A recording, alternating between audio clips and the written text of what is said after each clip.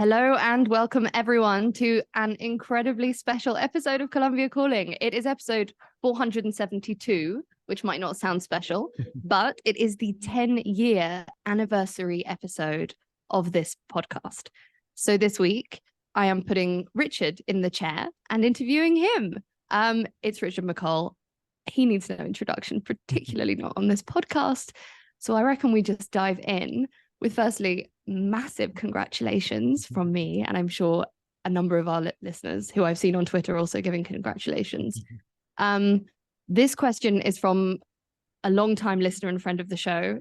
It sounds much cooler in his accent, so you'll have to forgive me. It's from Josh Collins, who says, "How does it feel being so badass?" Oh, it's a nice way of starting, isn't it? And thank you for the kind words. 10 years.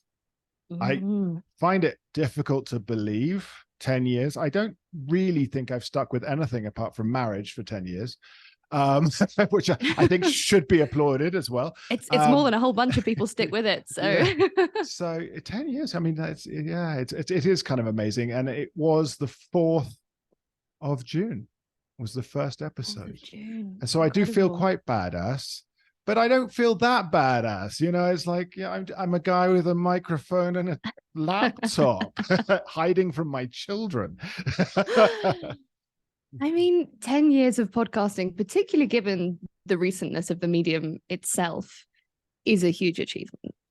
I mean, most people picked up a mic in the last 2-3 years, right? You were well ahead of that curve. What made you do it? What made you pick up a mic in the year of our Lord 2013? I thought I was behind the curve in 2013. Interesting. Because I was already listening to podcasts. I don't recall which ones, but I was already listening to some here and there. And it's like, you know, it's like listening to the radio on sort of time delay, and I love radio. So it's, but I've always felt like, but perhaps I'm a bit behind it. Perhaps I'm the old guy doing it. And yeah, in the last 2 to 3 years, there has been a huge growth. But so many fall by the wayside as well. That's the truth. This is true. Why did I pick up a mic? I was approached bizarrely. Like a guy obviously found me through articles or blogs or stuff when I used to do that stuff back in the day, and said, "Yeah, I'd like to interview you about being in Colombia," and then said to me, "Oh, you know, aren't you interested?" And I was like, I'd never thought about it. You know, I'd done voice and punditry and reporting on the radio and stuff. Once you're here long enough, people come to you. But I'd never thought about it. I never thought about it at all. And not something that ever, you know, that's always someone else's. And I only did when I did my master's in journalism way back in the day, around the time of 2001, that kind of time. I didn't even focus very principally on broadcast at all. It was always the really pretty people who wore good clothes who did that. I settled for writing, and that's always been what I've loved. So, and that I can say now with 2 podcasts, I thoroughly enjoy this medium very much. It's a great one. And there's I've always said about myself that I have a face for radio and a voice for print. But here we are on a podcast, which we're also recording video for. It's one of those, you know, careers are very, very occasionally planned and mostly just happen to people, don't they? I find it very weird, this whole thing about YouTube, because there was never any plan of mine to put it on YouTube. And yet it started coming round again, and people started recording their podcasts for YouTube. And so I was like, well, we seem to have come round to people. I don't know. So I do it. There's not a lot of traction there. There's not a lot of traction at all, but I do it because I guess we have to. I don't know. Yeah, you go where the audience is, and it's so fragmented these days that you kind of got to be everywhere. But let's go back to 2013, to the very first episode. How long had you been in Colombia at that point? So I'd been here since 2007. So it was a 7-year, pretty much, you know, if you count the full years. And actually, you know, we sort of discussed this offline, and it's worth mentioning. Around that time, I was feeling I don't know if I could say sort of disconsolate or something. I'd been doing lots of sort of very pro Colombia type thesis, not pro Colombia as well, but lots of travel stuff. I'd written the Michelin Guide to Colombia and other things, and was contracted for Brat, and had been a promise to my father not to do anything political, because he'd been here in the 70s and lived in Brazil in the 50s, 60s, and I mean, the man had too many stories. He'd been held up by Somoza in Nicaragua, and I mean, all of these sorts of things. And he was just like, and his famous quote to me was, "If you want to end up headless in a ditch, write about politics in Colombia." So I kind of promised him that I wasn't going to do it. He passed away, and I moved into politics. But no, I kind of felt around that time that I'd done enough. Sort of talking and even writing about off the beaten track places and beyond. I was tired, and I didn't want to write sort of, again, more pithy observations about real estate and things like that. And so much was going on in the country that I felt it was leaving, I mean, more a bad taste in my mouth. I think is the most pleasant way of putting it. I was getting upset with what was happening politically and socially, and I just thought, this is the change point where I can no longer just be on this sort of be a friendly journalist doing this. I need to write the good and the bad, and need to study more. And it was right around that time, or actually it was a couple of months before, I got on the sort of postgraduate diploma for conflict resolution here in Bogota. That opened my eyes and formalized a lot of my knowledge on the conflict. And this is prior to 2016, obviously, and the peace accords, but it actually primed me perfectly for the peace accords, because we knew amongst us that there were explorative talks going on. And so studying this at the same time, as well as going through what I hope is not a midlife crisis, but some sort of crisis, really, it kind of put it all into context for me. So episode 1 came around about that time. It was with Kevin Howlett, who is a Colombia politics expert. He has a website. I believe it's still up. He's now back in London, but it's called Colombia Politics. We were good friends, and I think we were both a bit green around the gills. And a single malt was on the table in my sitting room, and I lived in Lourdes, so a bit further south from where I am now. And we just sort of bombed through it. And what is so interesting about it, because you can tell that neither of us are, practiced. We talk fast and we try to fit too much in. And that's, I've not re-listened to it because it would just upset me. but I can relate to that. That leads, I think, interestingly into Javier Alvarez sent us in a question saying, what was your intention 10 years ago? Did you have an intention as such? Was there a long-term plan to creating the podcast? Absolutely not. Absolutely. There was no intention to it. I thought, this will be a nice sideline and maybe it will lead into other things. It's taken 10 years to lead into other things. No, that's a lie. It took 10 years to lead into the other podcast I'm doing now, Latin news podcast. But it did plug me into other things, but I never really had any intention. I just quite enjoyed it. At the beginning, again, it was very much, aimed at the expatriate crowd or the immigrant crowd, or let's say the short-term immigrant crowd, because it was still in that era of, again, blogging and before vlogging, I think it is, but it was still in that era. So I didn't really know where I was going. And it took me a while to find my feet.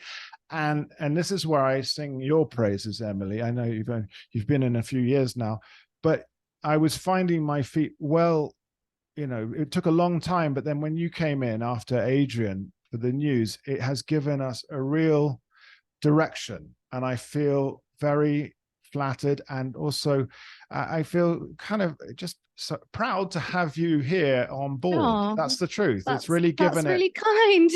It's given a great deal of gravitas to it, and it's made it a bit more formal. And we get messages.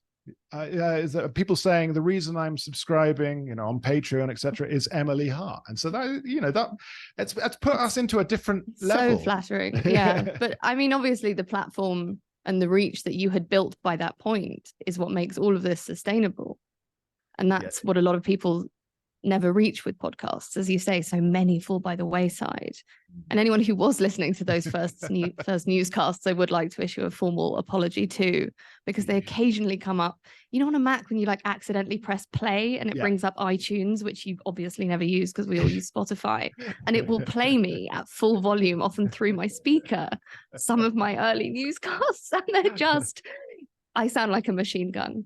And I was very grateful to Adrian for handing them over, but I was speaking at 100 miles an hour. So thank you, Richard, for sticking with me, and also for listeners. But we all do. I mean, that's the thing. It's like you try and fit it in, and then you realize, you know, I can still do this for 5-6 minutes and chat. It's radio, and it's just long format. You know, it's 45 odd minutes, even longer. But that's what we forget. We don't need to rush these things. And then as soon as we realize this, it becomes so much nicer. And what I love about the podcast is that most listeners feel that they're sitting here with us.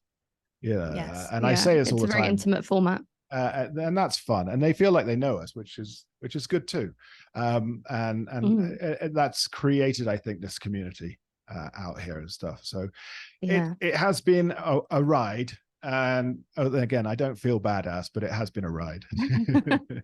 I think 10 years that's a category entry, definitely. And I'm not going to say the word again because I just hate the sound of it coming out of my mouth, but the word that Josh used, I think, does apply. Yeah, I don't really like it either very much, but Josh put it out just there. Works for Americans, doesn't it? We just can't do it. We can't. And I'm do not it. going to do an accent either. So I'm not gonna... No, I almost, when I saw the question, out of shame of having to say the word, asked him to send in an audio, and I thought, no, I'm going to balls up and just say this word out loud. It's all right. Well, thank you for Josh for that one, and thank you for Javier as well, who again is a long-term fan. And do you have, I mean, I suppose that's a good question about the first episode. Do you know who listened to it? Did you get messages? Do you know what the numbers were? There were 200 downloads in the first month. That's pretty good. Which is okay, you know, from nothing. And I spoke to some people about that, and they went, you know, you should be happy with that. Don't expect to launch out of nothing. And again, it's niche market English about Colombia. So 250 in the first month. I was told I was, again, in an American accent, I was crushing it. So there you go. I do remember that very well because it was totally new to me how to measure these things. And it's not like you can see the likes or the clicks or anything. Yeah, absolutely. And the tech, what did that look like back in those days? Well, I didn't have this microphone. I was going to say you're quite professionally mic'd up these days. And the pop shield.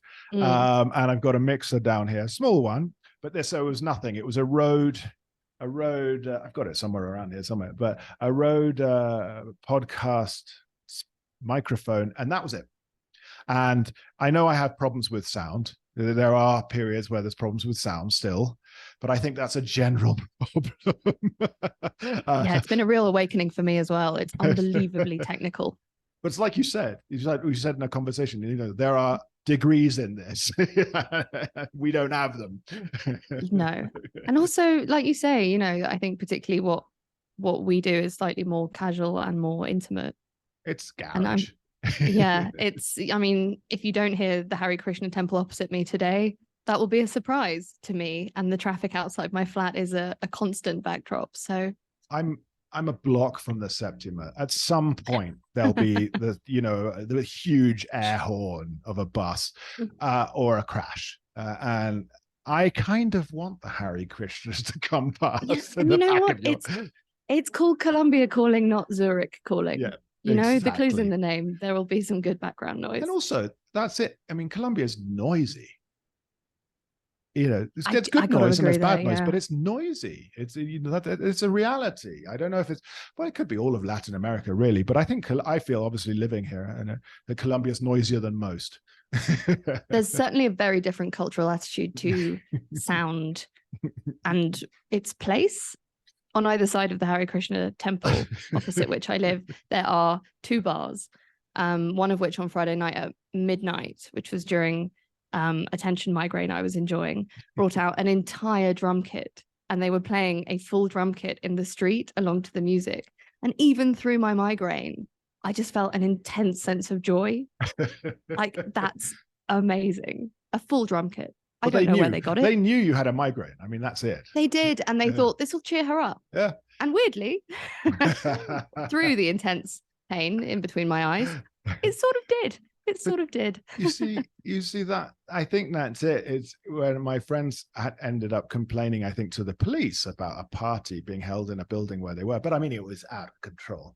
And the costeño said, well, why didn't you sleep through it? Well, you can't. so you've just got to embrace it. Some of us can't, and some people really can. And if I learn anything while I'm here, I hope it's that. Just an ability to be unconscious. The drum kit was slightly messing with me, and I did envy the ability. But it is amazing. No, it is. It's an amazing thing. It's all, and people were dancing in the street. Why not? And not in a fantastical song from the 1960s way, it's a Friday night way. Just that's a thing people do. But you're downtown Medellin, aren't you? I live in Centro Candelaria Prado area. Cool. So it's hardly a surprise when you hear the background noise. Although I did come to Bogota and it was the loudest recording I'd ever done. I had a number of comments saying, was it raining so hard that it made you laugh? Because at minute 2, you still you sound like you're laughing at the rain. And they were bang on. And I thought I'd covered it. And I obviously haven't. You can't. It picks up everything. The mics pick up everything. It's like, I'm sure you can see someone's doing the dishes back there. I can hear the clanking going on. So it's incredible. And, modern mics for some reason are built to pick it all up. So I guess to listeners, you're welcome. Welcome to Colombia. You get a little taste of, our environment as we record. The true ambience. The ambience. That's what we're call it. That's exactly it. That's exactly it. So after the first one, you had a big response. I mean, 200 listeners for a first podcast that's a big response. How did you decide what next, or whether to do it weekly or monthly? How did the structure come about? Well, I figured weekly was going to be the thing, because the only way of building and growing has been consistency. And, making that day, the day that it comes out, making this the format and so on. And I basically leaned on people I knew and acquaintances for the first few weeks. It's like, because I've got no history really in the media. I've got lots of acquaintances and friends, but at the same time, I want to be able to move out there into more serious episodes and issues. And yet, with 1, 2, 5, 6 episodes, you're still not. I didn't feel I was there to be able to ask people with maybe people from more academic backgrounds and so on. So it was, again, about building up a bit more. And I was looking at some of the episodes, they're not good. they're very bloggy style ones.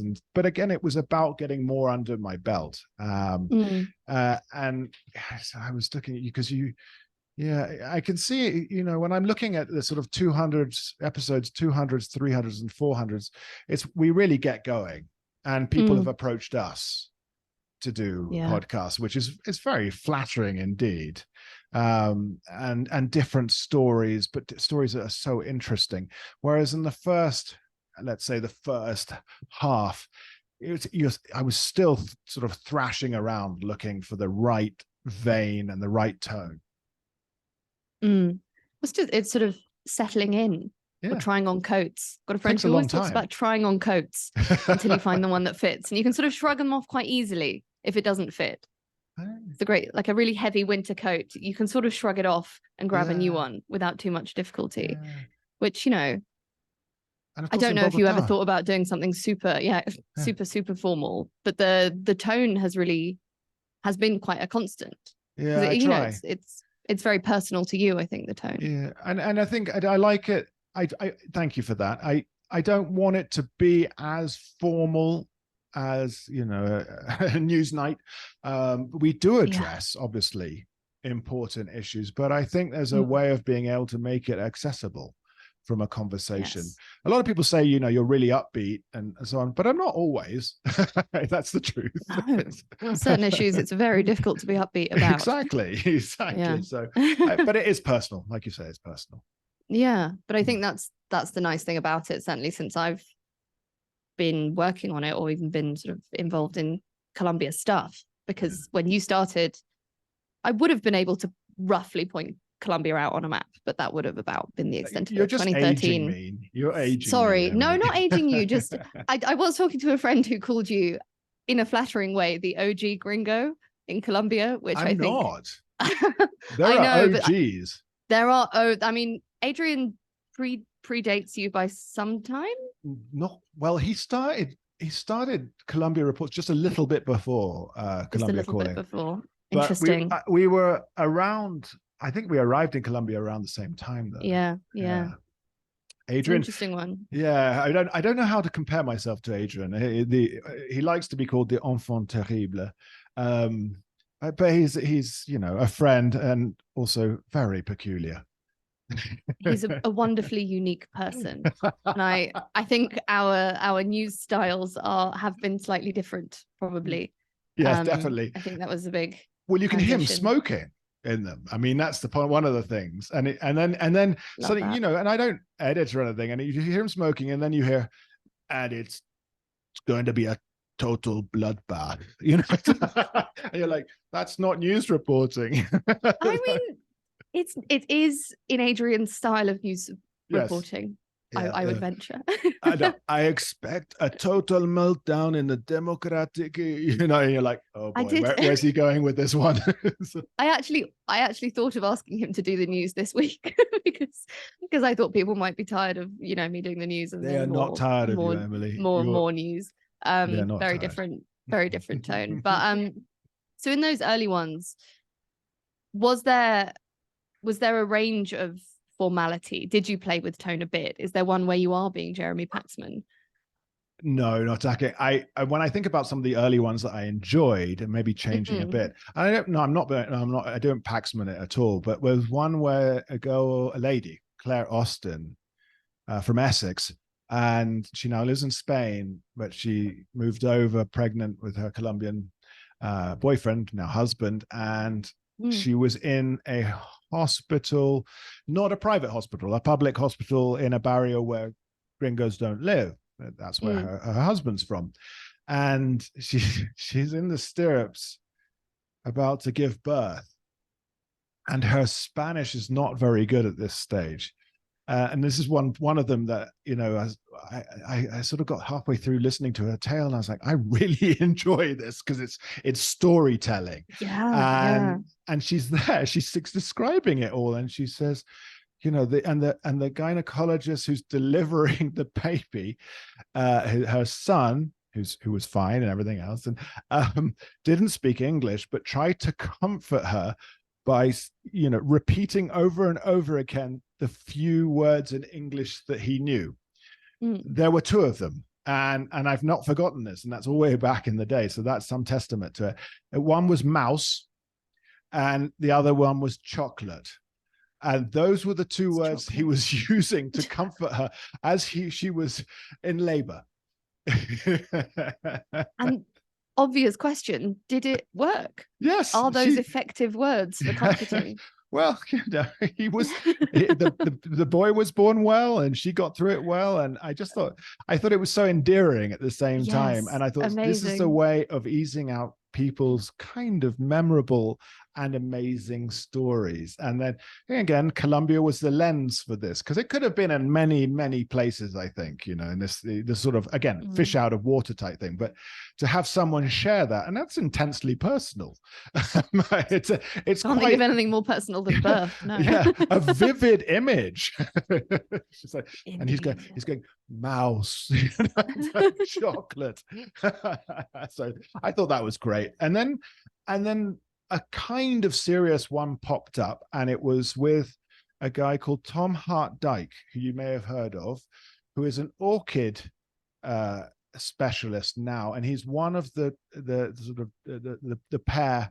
The other guy was, I can't remember his last name now, Tom Hart-Dyke, and the other guy, they were the ones kidnapped in the late 90s. I think it was the late 90s by the ELN from the Lost City, and they were held for a long time. Actually, no, it might not have been the ELN, it might have been the FARC, because they went off looking for orchids, and he was kidnapped for a long time. And actually, the family thought they were dead. And I was put in contact again by someone through like the Women's Institute in Kent, where he lives. And it was just a bizarre, convoluted way. In fact, it was Vicky Kellaway's contact. Vicky Kellaway, a long-time immigrant to Colombia as well. And she was one of the first episodes. So when she was a blogger, and she had that page called Banana Skin Flip Flops. And so, yeah, and she put me in touch, and it was funny, but there was the serious element to it. And Tom had recently been invited back by the Colombian ambassador to Colombia to talk at the Hay Festival in Cartagena. And of course, and he was far more mature this time around. It's like, I wouldn't do that again type thing. And so, we laughed about it. We laughed about him setting up like a cricket pitch in the jungle to try and keep himself sane. Don't know that would help me, but the way that they would, but when they talked about their treatment, and of course they wrote a book about it, and it was like called the Cloud Forest or something. I've got it somewhere in one of my shelves. But yeah, that kind of picked up on the serious nature of things, but it was only touching on it. But there was a huge response. So people, you could see what people were looking for a bit. Yeah, it's amazing the variety of episodes we still do, and the enthusiasm that they each get in their own way. It's weird, isn't it? What picks up more listeners and things and I think maybe I take the reins here for a second. There are things that appeal to me because I feel like I'm doing some sort of social, I don't know, maybe highlighting something that there have been a number of adoptees from Colombia who've been on, and I always feel that this is very personal. Maybe they're not the most interesting, but they go to the right people. Maybe they get less listens, but then I get other adoptees writing in, so that's of an interesting thing. And then the other ones that I've enjoyed, maybe not being so popular, but one is able to accompany them along their growth as well. I did an episode with one of the creators of the Feria del Millón before they launched. Oh, wow. Now how big is that? And so just to sort of think, is like, again, I was able to do this before they were famous. And I was thinking of that, and thinking of others who've gone in that kind of way. Is like, think of Sergio Guzman. He was in infancy with just a website when we first talked, and now look at him. I love that with Colombia Risk Analysis. I love seeing that growth. And then there was friends of mine who started an agency called Boga Travel, and it was about kayaking up the Magdalena River. They've now morphed into what's called Awake Travel, and are perhaps the best ecotourism travel agency and Colombian travel agency around. And to see, amazing. So you see that, and then again, who's on next week is Brian Murphy O'Neill. Lives here in Colombia, lived in Cali for a long time, continues to live in Cali.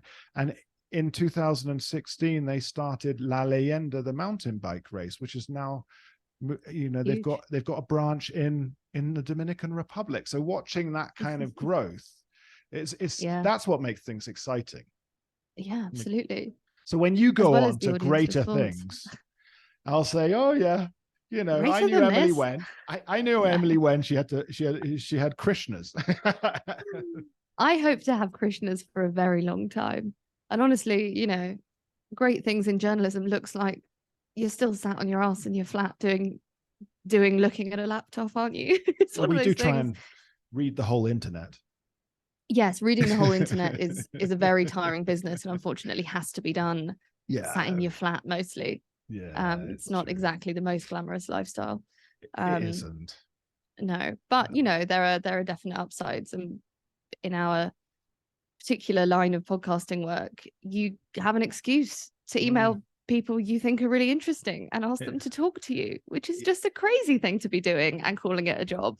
Yeah, but what's so cool? I was like, so because it is a Colombia podcast, we do hit the right market for those things as well. I mean, it may not get the hundreds of thousands, the millions, the Joe Rogans, but it goes directly to the right market. Yeah, and I know which of these two podcasts I'd rather be working on, this one or Joe Rogan's, if I'm honest, for reasons I don't think I need to explain. But I've never listened to it, I'm afraid, the other one. yeah, there are things that can be considered toxic waste in cultural terms. And I'm bound to offend one of the Joe Bros who, for whatever reason, has also found themselves listening to this podcast. And to that person, I do not apologize. Are they called Joe Bros? I've just come up with it. Okay. I don't know. Maybe. I quite like it. What do you think our listeners are called? Now that is a question I would like to put to them. I will put it on the subscriber group and the Facebook group today. Yeah. Would you like to come up with a collective name? Because I know I'm thinking, as I'm sure everyone else is, about Succession this week, and the con heads being probably the worst collective noun for any group of followers of all time. So if one of our listeners could come up with something better than that, much appreciated. Yeah, can we not be the Cole heads in there? The please Cole please not. Please not. And it's Not a the bit Cole close to my heads. surname as well. So please not. Yes. Well, for that reason, maybe more of a don't know. We'll have a think. Con heads. Succession. Oh yeah. Well, we What could a week. talk. There's been I miss it already. Yeah, I missed it. Honestly, I started panicking on Sunday morning. What am I going to do now? How is my week emotionally structured without this show? Nothing makes up the space. But it's something everybody madly relates to. Everybody says, gosh, isn't it just like the British media? And if you're in Colombia, you're thinking, yeah, the overlap between politics and media here, the big families who run things here. We don't know that much about what goes on behind the scenes, but I'm willing to bet you could make us a pretty good Succession version about certain families I may not feel like naming at this particular I'll moment. name them if you want. I'd like to say the Galinskis, the Santo Domingos, the Ardiles. I want to see the Chars. I want Succession with the Chars. That's where I'm at. But see, I think that will come out more like the Jersey Shore or, like real housewives of, I don't know, Tucson. Vanderpump Rules or something. Yeah. I mean, again, I'd watch it. God, I would watch it. Well, we could suggest it, but then they'd want a huge cut because that's their way. Yeah. Or you just don't. I mean, they didn't name the Murdochs for Succession, did they? So they haven't had a penny. That's true. That's true. So if anyone has Jesse Armstrong's number, let me know and I'll pitch him. Very good. Let's move on from Succession. Yeah, well, we should. So interesting one from Juan Pablo Plata, a listener, who says, what's the agenda? Why do you do this podcast? There is no agenda. Total personal interest. If I'm really not interested in a subject, I will not look for it. It's entirely subjective on that. If you're pitching something that I think is boring, I know things that are boring to me may not be boring to other people, but there are some things that come in that are not interesting or too distant from Colombia. And so no agenda at all. Although I have a couple of trolls on the Facebook page. I'm not knowing anyone who knows me or knows the Facebook page for Colombia Calling will know who they are. They would say that my agenda is an entirely socialist, leftist. I was wished once to. I hope one of them said, "I hope you rot in a socialist, communist hell." So I'm kind of curious what that is to start with, and how I came across as socialist and communist at the same time. Yes. I mean, I've certainly been accused of being on both ends of the political spectrum from my work on this podcast. And also the money agenda. I was working on a piece that I lost money on by going to the Amazon to watch a manatee get released. Someone recently said to me, "Oh, so, yeah, it came out Sunday Times a week and a half ago." Yeah. And someone turned to me in the middle of this reporting trip where I'm getting eaten alive on a small boat in a pair of Zara trousers because I'd had one day to prepare for the trip and I do not own outdoors wear, and said, "So this piece will pay, for your rent for the whole year, right?" And I was just like, sort of stunned. Not, this won't pay my rent for the 1 month, babe. Like, there's no. But was that another journo asking? No, this was somebody on a slightly media hostile NGO team. But it's an interesting one, the various misconceptions people have about what we do and why we do it, and what the payoff is, but also what the inherent politics of what we do is. If you really listen to most of the shows, they're so neutral. They're about stories and people. Yeah, it's a human. I hope it's a human interest one. But then, I can say that I am particularly proud of the sort of series that went on about protests in Colombia when we did in 2019 and 2021. I am proud of those because I think that they kind of filled a void in terms of actually a bit more in-depth reporting. And I do need to mention it because it's still the most listened to this day is 375 with Sergio Guzman protests in Colombia, and it's just to explain and that it still picks up several downloads a day, and that's from 2019. That's pretty cool. And then we were able to get Elizabeth Dickinson on from Crisis Group, and she's obviously a real fantastic unrivaled knowledge in Colombia, and that was 377. We titled it the public's exasperation with the Colombian political class. And yes, of course that's political, but it was going on. It really was going on. It wasn't even a daily event. It was an hourly event that was going on with these protests. So I was particularly proud of being able to report those in a little bit of a deeper sort of vein. Yeah, and reflecting very much a moment and a zeitgeist and something that was being expressed from Colombian people. Yeah. I don't think either of us are here to push a personal take on Colombia. I think, we tend to respect the opinions of who we're talking to. That's why we have them on. I'm very aware I'm a guest here. I'm very aware. I live here. I'm a resident. I have children, wife, etc., businesses, but I'm very aware I am a guest here. I am an immigrant to Colombia. So this is where I said. So that's, so I was proud of those pieces and so on. So I had no agenda, Juan Pablo. Yeah, me neither.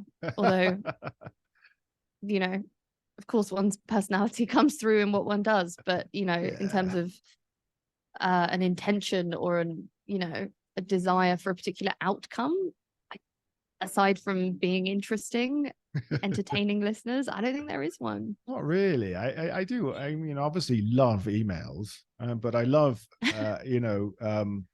nice ones rather than wishing that I rot in a socialist, communist hell. What would a socialist communist hell look like? It's just an extraordinary image. Did make me laugh though. It still makes me laugh, and I've taken a screenshot, so I have it. Yes, actually, a friend of mine who works in wellness, I feel like I might have said this before on the show, actually, said that we all suffer from imposter syndrome. So everything nice someone writes about you, screenshot it and put it in a little file, and then you should go and look at it every time you feel bad about yourself. Nice. Which I do, but I also do the same with trolls. I have a little file full of mean and silly things that people have said to me. Yeah. Not least because they give me a good laugh. Yeah. What do you call the file? Mine is boringly called trolls. Oh, I think mine's called humans. And I don't know. I don't know why I've done that. I think it was a sort of like imagining myself to be a much wiser version, sort of sighing amiably and saying something like, "Oh, humans." Humans. Yeah, humans. I think you're far more creative than I then in that one. It was probably also so I couldn't, in bad moments, just search the word trolls and find all of these comments on my computer. It's to mediate the way in which I come across these comments. I can't maybe think of the other ones. I'm gonna have to look through my file again. I mean, they're fun, aren't they? It's fun. I've had a couple that maybe were less fun, but most of them are fun. Yeah, but there's some that are actually genuinely, pierce the heart. But then we are journalists, and you open yourself up to it. Pretty thick skins. How many rejections one has received over the years? It's impressive. It is. Luckily, though, on the show, I mean, certainly from subscribers, the communications I have over WhatsApp with people who get the news directly from me, it's an incredible community of lovely people, some of whom I speak to quite regularly through the WhatsApp and, the Telegram and all of that. How many do you know in person is my question. Because I feel like I've developed some sort of parasocial relationships with people I've never met through this show. How many of the kind of super fans and friends of the podcast are you personally familiar with? Well, I've met a number, of course, and especially the journalists who I have on, met all of them, and of those who have been done, obviously, the interviews in person. But there are those who you feel like you already know and have never met. And there is an email in my inbox waiting there, someone a Colombian wanting a coffee. And so I will answer that email before long. I do go out, I actually, I'm quite friendly. I'm quite friendly. If you want to come have a coffee somewhere, I'm more than happy to do so. So long as it's not, it doesn't interrupt with when I'm picking up children. That's usually the only thing I really have to do. That said, I was able, and I, again, there's a little bit of self-promotion here. When I was able to get Wade Davis on One River at 346, and then re-aired it this year. That was a huge deal, and I didn't know him at all. It was out of nowhere, and there was a favor there from someone else who sort of paid it back. And then I met him at a bizarre Fundación Gaia. So for the Amazon, I was invited to this event. So Simon Mejia was DJing it, who I've still not met, from Bomba Estéreo, and he stayed in my house twice in Mompos, and he was just up there filming, and he invited me to this event, and Wade Davis was there, and I was able to go, actually corner him and say, listen, Wade, you were on the Colombia Calling, and I'm the guy from Mompos, and he went, hey, that was a good podcast. So it was actually really nice. And now we do have a back and forth on email every night. So that's quite cool, that one. But again, if we say about some episodes that I feel would be more would receive more interest than others, I thought the ones with Simon Mejia from Bomba Estéreo would be huge, and yet they were very, very average. One of the founders of Bomba Estéreo, that to me sounded like I was not only, I had some street cred, but also tapping into sort of popular culture, which is not something that's really my scene. So. Yeah, it is, I think, incredibly unpredictable, and something that's true of digital media more widely, and something newspapers are still grappling, magazines are still grappling with this, is that we don't really know what people are going to like until we put it out there. I find it sort of encouraging, the sort of completely mystifying, unpredictable nature of the whole thing. What catches on, what goes viral, what, it just ends up in the abyss for reasons that feel utterly unfair. There is an or abyss. Impenetrable. There is an abyss, definitely. There is an abyss.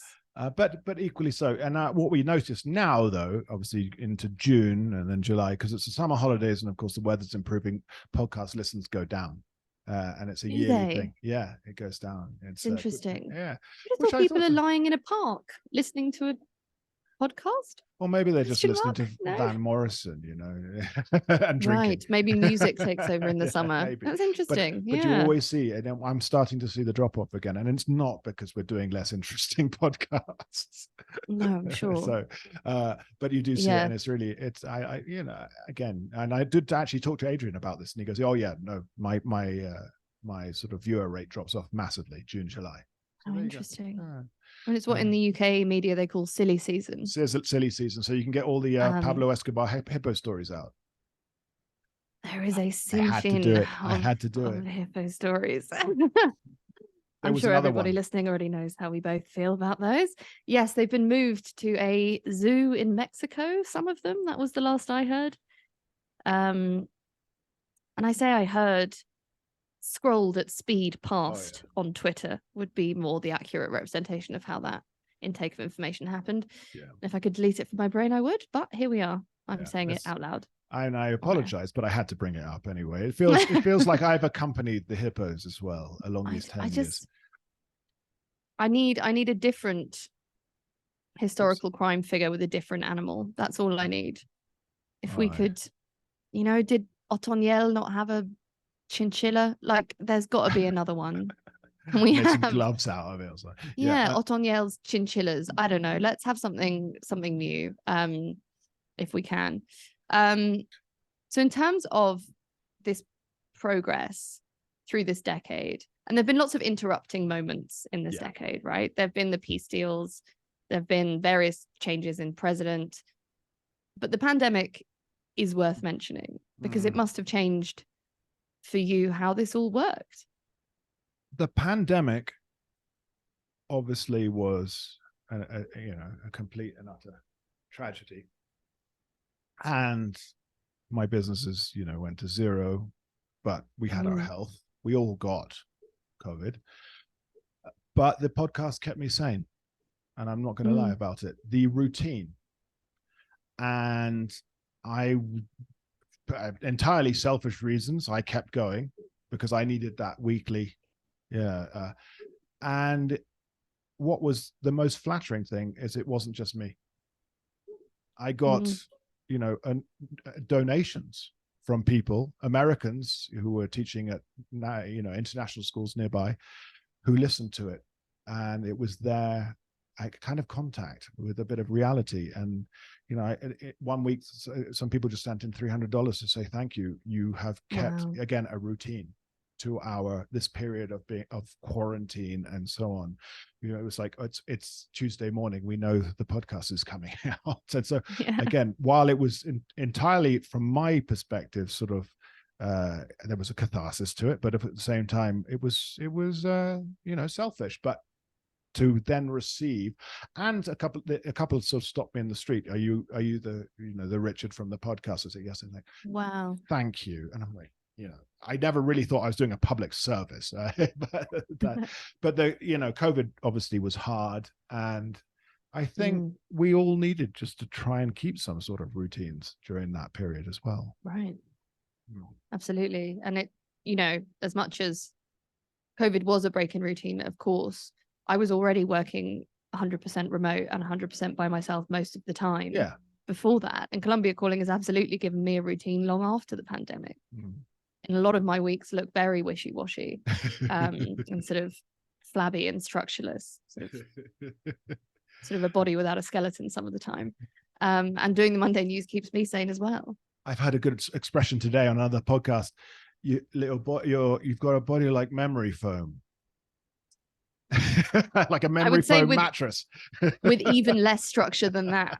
Some of my weeks have even less, like you could put your hand in it and it would be gone before you took it away. That's what some of my weeks look like. But that is very much freelance life. Do you have any moments where you really thought, no, I hate this, I'm sacking it off, I don't want to do this anymore? Yeah, sometimes when it becomes difficult or people flake out on you. It's like, God, and then suddenly sometimes you're looking at the calendar, who am I going to interview? And maybe I've interviewed everyone. It's 472 episodes. It's like, there have been 2 interviews. Well, there have been more than 2, but there have been 2 that I've been sort of kind of disappointed with.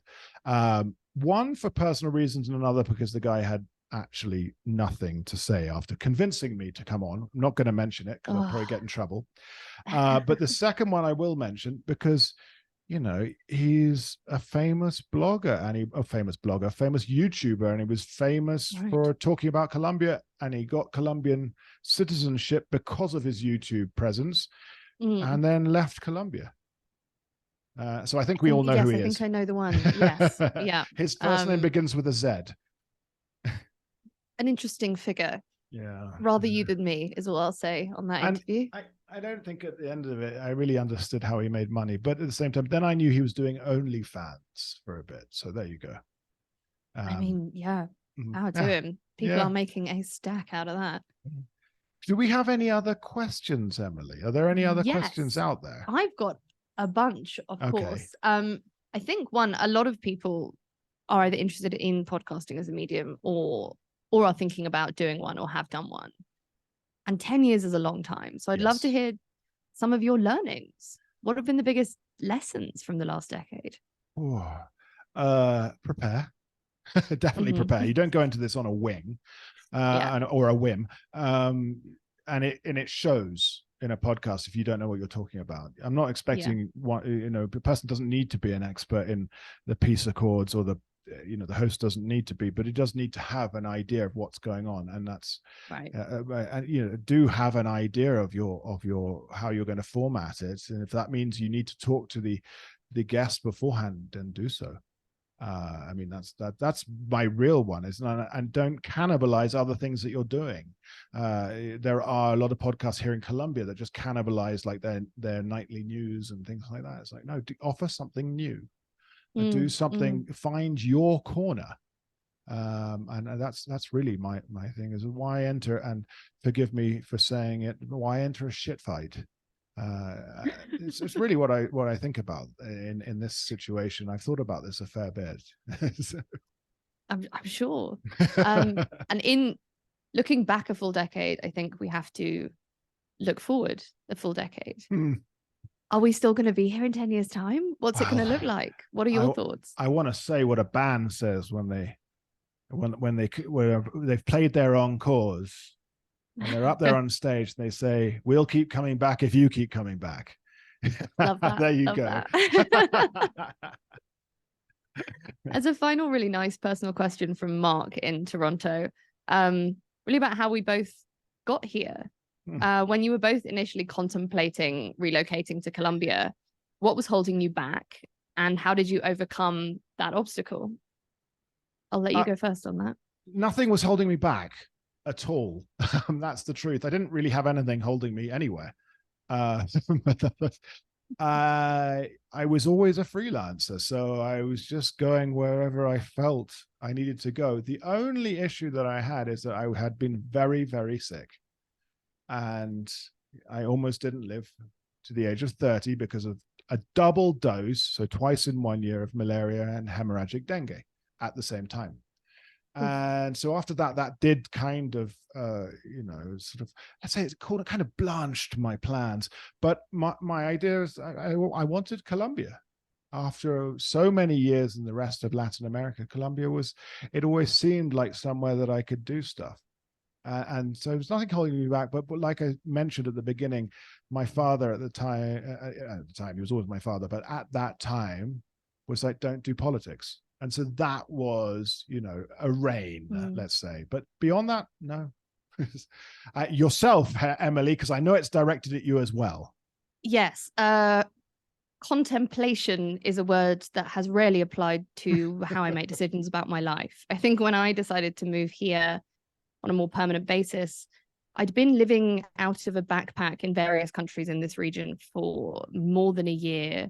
And when I wasn't doing that, I was in various quite mad warehouse situations in London, kind of going back and forth.